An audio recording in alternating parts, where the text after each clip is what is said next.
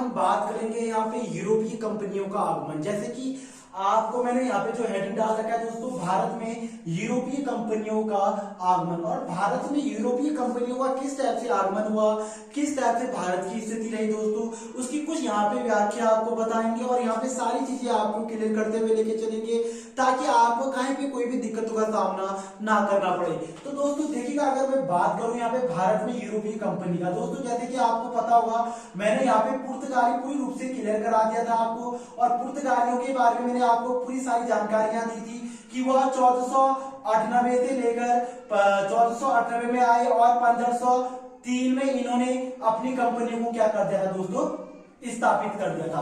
तो ये सारी चीजें मैंने आपको एक के अकॉर्डिंग एक पूरी व्याख्या के अंतर्गत बताया। लेकिन यहाँ पे आज मैं आपको जो सबसे मेन बात बताने जा रहा हूं दोस्तों, वो है अंग्रेजों का आगमन, यानी कि भारत में अंग्रेज कैसे आए। तो दोस्तों आज हम इनकी पूरी यहाँ पे जानकारी आपको बताएंगे और ये पहला चैप्टर यानी कि पहला टाइप होगा हमारा, जिसमें हम कुछ मुख्य पॉइंट यहाँ पे पढ़ेंगे और एग्जाम से कैसे कैसे क्वेश्चन पूछे जाते हैं तो उनकी भी पूरी जानकारी हम यहाँ पे आपको क्लियर करेंगे। तो दोस्तों यहाँ पे सबसे पहले एक बात ध्यान दीजिएगा, आपने एक डेट याद रखनी है 31 दिसंबर, सबसे पहले ध्यान दीजिएगा 31 दिसंबर 1600। 31 दिसंबर 1600 को अंग्रेज यानी कि जो यूरोपीय कंपनी के अकॉर्डिंग में बात करूं तो यूरोपीय कंपनी को अकॉर्डिंग जो ब्रिटिश शासक था दोस्तों, वह भारत में कब आया, 31 दिसंबर 1600 को। जैसे कि मैंने आपको बताया कि 1608 को इन्होंने अपनी पहली कंपनी क्या कर दी थी, यहाँ पे स्थापित कर दी थी दोस्तों। जब यह स्थापित किया तो उनको लगा कि अब भारत में हमें पूरी रूप से क्या करना है, व्यापार करना है। तो यहाँ पे उस समय अकबर का शासन था दोस्तों, ये आपको पता होना चाहिए, काफी क्वेश्चन पूछा गया है कि अंग्रेजों की जब ब्रिटिश साम्राज्य यानी कि जब east India Britain east India company जब भारत आती है तो भारत में किसका शासन होता है। तो दोस्तों मैं आपको बता दूं कि भारत में तब किसका शासन होता है, आपका अकबर का। ये ध्यान दीजिएगा, ये बहुत बार पूछा गया क्वेश्चन है कि अंग्रेजों के आगमन के समय भारत में किसका राज था। तो दोस्तों उस समय अकबर का राज था और अकबर ने यहाँ पे इनकी सारी जो भी मतलब इनकी जो व्यापार करने की जो एक वो रियासत दी थी वो पूरी रूप से क्या कर दी थी दोस्तों, बंद कर दी थी। ये आपको क्लियर होना चाहिए। उसके बाद जो ब्रिटेन की महारानी थी दोस्तों, ये आपको मैं क्लियर करा दूं कि जो ब्रिटेन की महारानी थी एलिजाबेथ, ये पता होगा आपको, एलिजाबेथ और ये एलिजाबेथ ने यहाँ पे एक फरमान भेजा।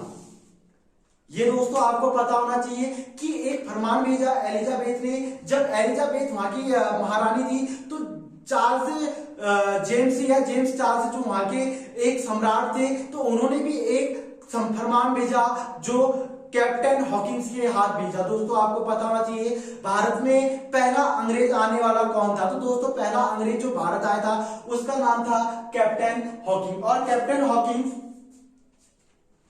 ध्यान दीजिएगा दोस्तों, जो कैप्टन हॉकिंस से जो भारत आए वो भारत आते, जब वो भारत पहुंचे तो दोस्तों मैं आपको बता दूं कि ये जो भारत आए तो भारत आने के बाद उस समय तक अकबर की क्या हो चुकी थी, मृत्यु हो चुकी थी। दोस्तों ये आपको पता होना चाहिए कि पूरी रूप से अकबर की मृत्यु हो चुकी थी। और अकबर की जब मृत्यु होती है तो इनके पुत्र यानी कि जहांगीर गद्दी पर बैठते हैं। दोस्तों ये आपको पता होगा कि यह जहांगीर की गद्दी पर बैठते हैं। तो दोस्तों जब कैप्टन हॉकिंस जब आए थे तो वो फरमान लेके आए थे, मैंने अभी आपको बताया कि एलिजाबेथ यानी कि जो आगे सम्राट थे उन्होंने फरमान भेजा कि यहाँ पे हमें व्यापार करने की क्या दी जाए, यहाँ पे अनुमति दी जाए। लेकिन जब वो लाए तो अकबर के लिए थे फरमान, लेकिन उस समय अकबर की क्या हो जाती है, डेथ हो जाती है, यानी कि अकबर की मृत्यु हो जाती है। और अकबर की जैसी मृत्यु होती है तो उनके पुत्र यानी कि जहांगीर गद्दी पर बैठ जाते हैं। और जहांगीर जब गद्दी पर बैठते हैं और कैप्टन हॉकिंस जब भारत पहुंचे दोस्तों, तो उस समय कौन शासन कर रहा था भारत में, तो बता दूं कि यहाँ पे जहांगीर यहाँ पे क्या कर रहा था, शासन कर रहा था। तो दोस्तों ये आए तो अकबर के लिए थी, लेकिन यहाँ पे जब शासन करना आगमन स्टार्ट किया तो उस समय इनका क्या कहते हैं, भारत में जब शासन चल रहा था तो भारत के सम्राट कौन थे, जहांगीर थे दोस्तों। और जहांगीर ने काफी इनसे मकसद की बहुत सारी चीजें रही दोस्तों, इनके बीच काफी विवाद भी रहा और विवाद रहते रहते रहते इनका मेन उद्देश्य था कि हमारे भारत में जो दक्षिणी भारत था दोस्तों, इस दक्षिणी भारत में पूरी रूप से क्या करना, कब्जा करना। यानी कि दक्षिण भारत में खुले रूप से एक व्यापार करना और अपने व्यापार को किस टाइप से मंशा लगाना, इसकी पूरी जो तरक्की मतलब बातें थी वो साउथ एरिया यानी कि हमारे दक्षिणी भारत के अंतर्गत थी दोस्तों।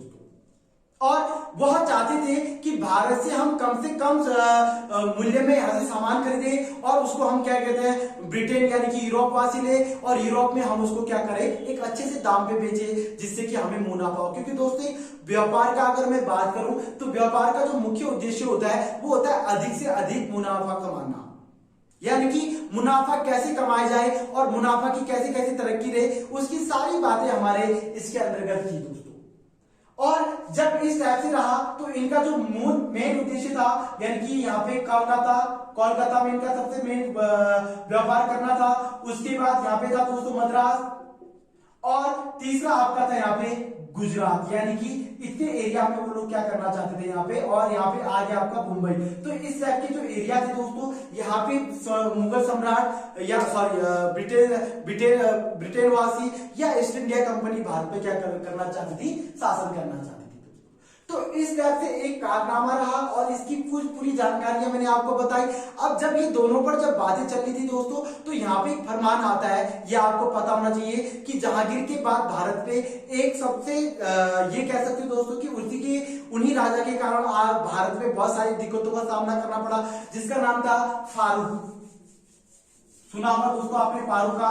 और फारूक खान ने इनको एक सम्राट दे दिया, मतलब सम्राट के अकॉर्डिंग बात कन्वर्ट करके इनको यहाँ पे व्यापार करने की क्या दे दी, यहाँ पे इजाजत दे दी। दोस्तों ये आपको पता होगा कि फारूक शाह ने 3000 मुद्रा के अंतर्गत सालियाना टैक्स लगा के इनको पूरे साउथ एरिया में यानी बंगाल में इनको क्या एक व्यापार करने की क्या दे दी, यहाँ पे अनुमति दे दी। और दोस्तों इन्होंने काफी उसके अकॉर्डिंग यहाँ पे राजनीति में भी हस्तक्षेप करना स्टार्ट कर लिया और काफी चीजें ऐसे देखते देखते काफी रीजनों का क्या करना पड़ा, यहाँ पे सामना करना पड़ा।